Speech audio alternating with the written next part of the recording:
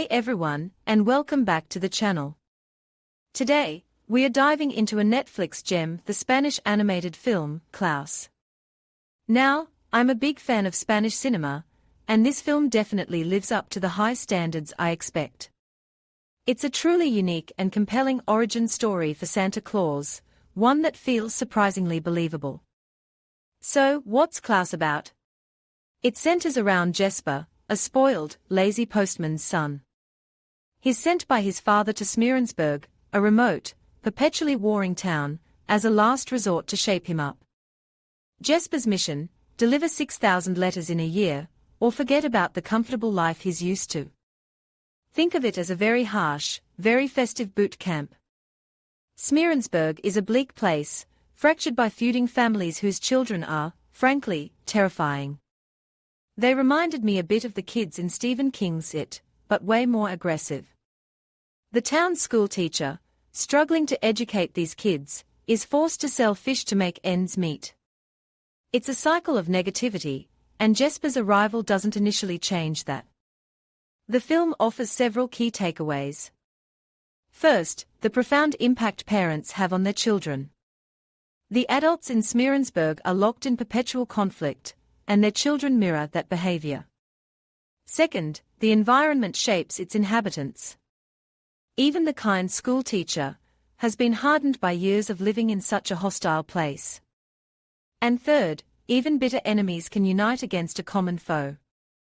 When the feuding families realize they have no one left to fight, they temporarily set aside their differences, only to later turn their attention to Jesper and Klaus. The film beautifully portrays the birth of the Santa Claus legend. The nocturnal deliveries, the chimney entries, even the occasional lump of coal, it all stems from the practical realities of Klaus, a reclusive toymaker, and Jesper's nighttime deliveries. The flying reindeer, a near-fatal accident that resulted in a lucky escape. It's a clever subversion of a classic tale, highlighting how legends often distort reality. The film also explores the motivations of children. While they initially seem driven by the desire for toys, the toys themselves are merely a means to an end, the joy and happiness they bring. Jesper, too, is initially self-serving, aiming to escape Smearnsburg. But his journey leads to unexpected growth, showing how selfish motives can evolve into selfless acts. However, it also subtly suggests that fundamental character doesn't change overnight. It's more about the unveiling of existing potential. Klaus ends on a bittersweet note.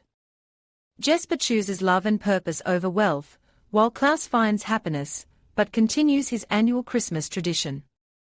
It's a visually stunning and emotionally resonant story, arguably more impactful for adults than children. While kids will undoubtedly enjoy it, parents need to be ready to discuss its deeper themes. Modern cinema often shapes our worldview, whether intentionally or not.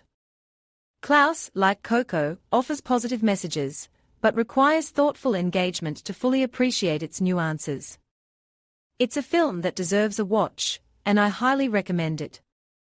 Let me know your thoughts in the comments below.